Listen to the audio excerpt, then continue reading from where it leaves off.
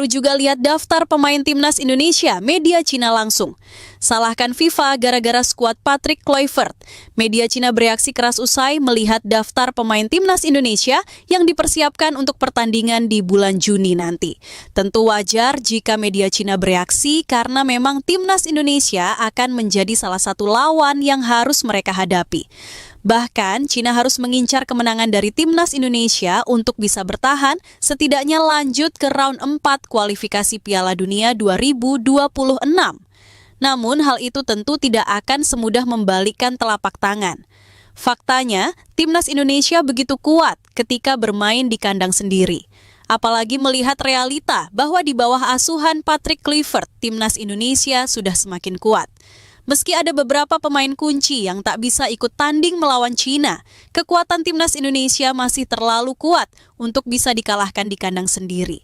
Terbaru, daftar pemain yang dipanggil untuk memperkuat timnas Indonesia di bulan Juni nanti akhirnya resmi diumumkan. Pengumuman ini tentu menarik perhatian media Cina yang belum mengumumkan skuad mereka karena masih mencari pemain terbaiknya. Sementara timnas Cina belum mengumumkan daftar latihannya, timnas Indonesia telah mengumumkannya. Tulis media Cina, Sohu. Hari ini, menurut berita resmi Persatuan Sepak Bola Indonesia, daftar latihan tim nasional yang berjumlah 32 orang telah dirilis, termasuk 18 pemain naturalisasi, antara lain Romeni, Hai, Reinders Junior, Kevin Dix, Hilgers, Emil Audero, Marcelino Ferdinand, Calvin Verdonk, dan lainnya. Lanjutnya, baru melihat daftar nama tersebut, media Cina langsung menyoroti banyaknya pemain naturalisasi yang memperkuat timnas Indonesia. Media Cina itu langsung menyalahkan FIFA karena regulasinya memungkinkan timnas Indonesia diperkuat oleh banyak pemain naturalisasi. Banyaknya pemain naturalisasi di Indonesia juga disebabkan oleh reformasi FIFA yang telah mengurangi pembatasan. Agar bisa lolos ke Piala Dunia, Persatuan Sepak Bola Indonesia menaturalisasikan pemain secara bergelombang, terutama dari Belanda. Tulis media Cina, Sohu. Media Cina pun merasa pesimis untuk bisa mengalahkan timnas Indonesia dengan banyaknya pemain naturalisasi. Cina sendiri juga melakukan naturalisasi pemain, tetapi tidak sebanyak dan tidak sebagus kualitasnya seperti timnas Indonesia. Karena menilai mustahil untuk mengalahkan timnas Indonesia, media Cina pun pasrah dan menyebut mereka akan berakhir di dasar klasemen. Saat ini, tim nasional sepak bola Tiongkok tampaknya kemungkinan besar akan mengakhiri babak 18 besar dengan catatan 5 kekalahan berturut-turut dan akhirnya tersingkir di dasar klasemen dengan 6 poin, tulis media Cina, Sohu. Gegerkan se-Asia, pelatih ASEAN All-Star Kim Sang-sik makin pusing hadapi ketidakpastian pemain. Ketidakpastian terus menyelimuti persiapan ASEAN All-Star membuat pelatih Kim Sang-sik semakin terpojok dalam menghadapi kondisi yang tak menentu. Harapan untuk memiliki skuad yang berisikan bintang-bintang terbaik dari Asia Tenggara semakin redup lantaran banyak pemain yang awalnya masuk dalam daftar justru memilih jalur lain. Salah satu kejutan terbesar datang dari Asnawi Mangku Alam yang sebelumnya dikabarkan masuk dalam daftar pemain ASEAN All-Star. Namun, keputusan mengejutkan datang saat ia justru menerima panggilan dari pelatih Patrick Kluivert untuk mengikuti pemusatan latihan di Bali. Situasi ini memastikan bahwa Asnawi tidak akan bergabung dengan ASEAN All-Star, sekaligus semakin memperburuk kondisi tim yang sudah dihadapkan pada berbagai ketidakpastian pemain. Hilangnya Asnawi membuat ASEAN All-Star kehilangan satu nama besar yang seharusnya menjadi tumpuan di lini pertahanan. Padahal dalam pengumuman sebelumnya, pemain Indonesia itu dipastikan masuk skuad. Keputusan mendadak ini menambah daftar panjang teka-teki dalam persiapan tim, membuat Kim Sang-sik harus mencari solusi terbaik dalam waktu yang semakin sempit. Tidak hanya kehilangan Asnawi, ASEAN All-Star juga dibuat ketar-ketir dengan absennya bintang-bintang dari negara kuat seperti Thailand, Vietnam, dan Malaysia. Para pemain yang diharapkan bisa membawa daya tarik dan kualitas tinggi ke tim justru memilih untuk tidak ambil bagian. Ini berakibat pada berkurangnya pamor ASEAN All-Star yang sejatinya dirancang untuk menjadi panggung bagi pesepak bola terbaik di kawasan. Tanpa kehadiran pemain top dari negara-negara tersebut, ASEAN All-Star kini harus mengandalkan pemain yang belum sepenuhnya memiliki status bintang. Banyak pihak yang bertanya-tanya apakah tim ini masih bisa tampil kompetitif, mengingat komposisi yang kurang meyakinkan. Ditambah lagi dengan kondisi pemain yang terus berubah, membuat persiapan semakin sulit bagi Kim Sang-sik dan stafnya. Dalam beberapa kesempatan, Kim Sang-sik dikabarkan mulai menerima keadaan yang terjadi dengan hati yang lebih lapang. Dengan kondisi tim yang jauh dari ekspektasi, pelatih asal Korea Selatan itu tampaknya tak ingin terlalu memaksakan diri. Tantangan besar ada di depan mata, tetapi ia mencoba menyusun strategi terbaik berdasarkan sumber daya yang tersedia. Pertanyaan besar kini muncul, apakah ASEAN All-Star masih bisa menunjukkan performa yang layak dalam laga yang dinantikan ini, ataukah tim ini akan menjadi korban dari ketidakpastian yang terus terjadi? Dengan kondisi yang semakin tidak jelas, ASEAN All-Star berada di persimpangan jalan. Janur ngamuk, 2 bintang Persib layak masuk timnas, tapi malah diabaikan. Ini alasannya, Persib Bandung baru aja bikin sejarah di Liga 1 2024/2025. Setelah perjuangan panjang dan dramatis, akhirnya Maung Bandung berhasil angkat trofi juara 2 musim berturut-turut. Euforia kemenangan masih terasa di Seantero Bandung. Fans masih larut dalam pesta, dan media sosial penuh dengan ucapan selamat. Tapi di tengah gegap gempita itu, ada satu kabar yang bikin suasana mendadak jadi awkward. Nggak ada satupun pemain Persib yang dipanggil ke pemusatan latihan. TC? Timnas Indonesia? Yap, lo nggak salah baca. Dari 32 nama yang dipanggil pelatih anyar Timnas, Patrick Kluivert, nggak ada satupun pemain Persib. Padahal musim ini Persib tampil konsisten, solid, bahkan jadi tim paling menakutkan di Liga 1. Netizen pun langsung rame, mulai dari yang kecewa, heran, sampai yang nyinyir ke PSSI dan pelatih Timnas. Janur alias Jajang Nurjaman, Direktur Teknik Persib, jadi salah satu sosok yang paling vokal soal keputusan ini. Menurut Janur, minimal ada 2 pemain Persib yang sebenarnya pantas banget buat dapat kesempatan berseragam merah putih di level senior. Beckham Putra dan Edo Febriansyah. Siapa sih yang nggak kenal Beckham Putra? Gelandang muda asli Bandung ini musim ini tampil luar biasa. Bukan cuma jadi motor serangan Persib, Beckham juga sering banget jadi penentu kemenangan. Statistiknya nggak main-main. 6 gol, 3 assist, dan selalu jadi starter di laga-laga penting. Beckham juga punya visi bermain yang tajam, passing akurat, dan mental juara yang udah teruji. Nggak cuma itu, Beckham juga udah ngerasain pahit manisnya sepak bola Indonesia sejak level junior. Dari U16, U19, U23, sampai akhirnya jadi andalan di tim senior Persib. Tapi anehnya, sejak Patrick Kluivert jadi pelatih Timnas Indonesia awal 2025, nama Beckham belum pernah sekalipun masuk daftar panggil.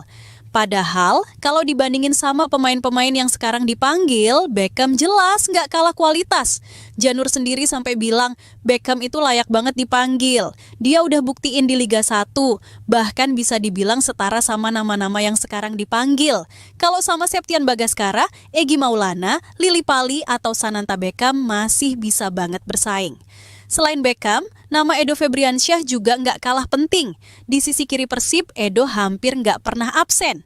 Dia selalu jadi pilihan utama, baik di lini belakang maupun saat membantu serangan. Edo punya kecepatan, stamina, dan kemampuan bertahan yang solid. Musim ini, Edo juga beberapa kali mencatatkan assist dan jadi pemain yang sulit digantikan. Menurut Janur, Edo layak banget dibandingin sama nama-nama kayak Pratama Arhan atau Yance Sayuri yang sekarang masuk timnas. Bahkan, kalau bicara soal performa di klub, Edo bisa dibilang lebih konsisten. Kalau sama Verdong mungkin agak berat, tapi sama Arhan atau Shane yang jarang main, Edo masih bisa banget bersaing. Kata Janur, keputusan pelatih Timnas Indonesia yang sama sekali nggak melirik pemain Persib jelas bikin banyak pihak heran. Apalagi Persib baru aja jadi juara. Biasanya tim juara pasti jadi lumbung pemain buat timnas. Tapi kali ini justru sebaliknya. Ada yang bilang keputusan ini karena faktor strategi pelatih baru, ada juga yang curiga ada politik sepak bola di balik layar. Tapi yang jelas, Janur dan mayoritas fans Persib merasa kecewa. Mereka berharap kedepannya pelatih timnas bisa lebih objektif dan ngasih kesempatan buat pemain-pemain yang benar-benar layak, bukan cuma berdasarkan nama besar atau klub tertentu. Buat lo yang belum tahu, Beckham Putra juga jadi salah satu pemain dengan gaji tertinggi di Liga 1. Gajinya tembus 4,78 miliar per tahun. Tapi, meski udah sukses secara finansial dan prestasi di klub, Beckham masih harus bersabar buat ngerasain atmosfer timnas senior. Padahal, kalau dilihat dari performa di lapangan, Beckham udah layak banget buat dapat kesempatan. Apalagi dia masih muda dan punya potensi berkembang lebih jauh lagi. Ini dia sosok pengganti Ragnar Oratmangoen jelang kualifikasi Piala Dunia 2026 melawan Cina. Ragnar Oratmangoen dipastikan absen membela timnas Indonesia dalam laga melawan Cina dan Jepang. Siapakah sosok yang tepat? Apakah Stefano Lillipali?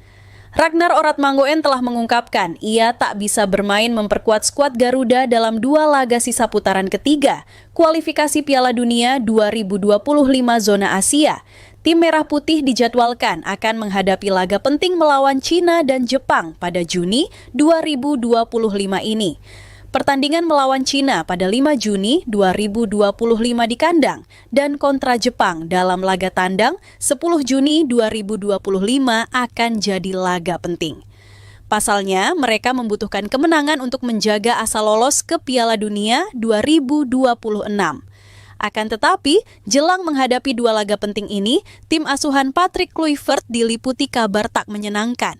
Ini karena selain beberapa pemain cedera dan dipastikan absen karena akumulasi kartu.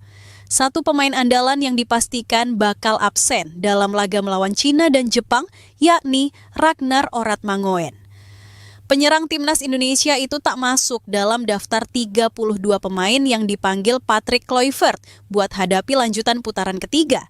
Padahal, selama ini Ragnar Oratmangoen selalu menjadi andalan lini depan timnas Indonesia. Namun, pemain berusia 27 tahun tersebut telah mengaku bahwa ia tak bisa bergabung karena sakit. Untuk itu, pemain FC Vidender mendoakan agar Jay Itzes dan kawan-kawan bisa meraih hasil maksimal dalam 2 laga penting tim Merah Putih nantinya saat Ragnar Oratmangoen dipastikan absen. Tak sedikit pihak yang penasaran siapa yang bakal lebih cocok menggantikannya. Apalagi sebanyak 32 pemain yang dipanggil dan 6 pemain penyerang yang dipanggil ke skuad Garuda. Ada Ole Romeni, Rafael Struijk, Egy Maulana, Ramadan Sananta, Septian Bagaskara, dan Stefano Lillipali. Setelah pemain clue asal Belgia tersebut dipastikan absen, ada beberapa pemain yang disebut bisa menggantikan Ragnar di timnas Indonesia. Pasalnya, pemain-pemain lini depan yang dipanggil dinilai tak memiliki gaya permainan yang berbeda jauh dari Ragnar Oratmangoen. Seperti diketahui, pemain keturunan Indonesia Belanda tersebut memiliki gaya permainan yang ngeyel dalam menyerang. Ia bahkan dapat membantu lini pertahanan timnas Indonesia saat dibutuhkan. Namun, dengan absennya Ragnar Oratmangoen, siapa sosok yang tepat untuk menggantikannya? Dalam laga melawan Bahrain pada Maret 2025 lalu, Ragnar Oratmangoen diduetkan dengan Ole Romeni dan juga Marcelino Ferdinand. Mereka menunjukkan penampilan apik, bahkan kerja sama antara Ragnar dan Marcelino Ferdinand berhasil membuat Ole Romeni mencetak gol tunggal buat tim. Akan tetapi, dalam laga melawan Cina nantinya, Marcelino dipastikan absen karena akumulasi kartu. Untuk itu, siapa-siapa yang cocok menggantikan posisi Ragnar nantinya buat mengisi kekosongannya? Nama Rafael Struijk sepertinya sosok yang tepat untuk bisa menggantikan posisi Ragnar. Pemain Brisbane Roar tersebut saat ini dinilai paling cocok karena ia memiliki gaya bermain yang hampir sama dengan Ragnar.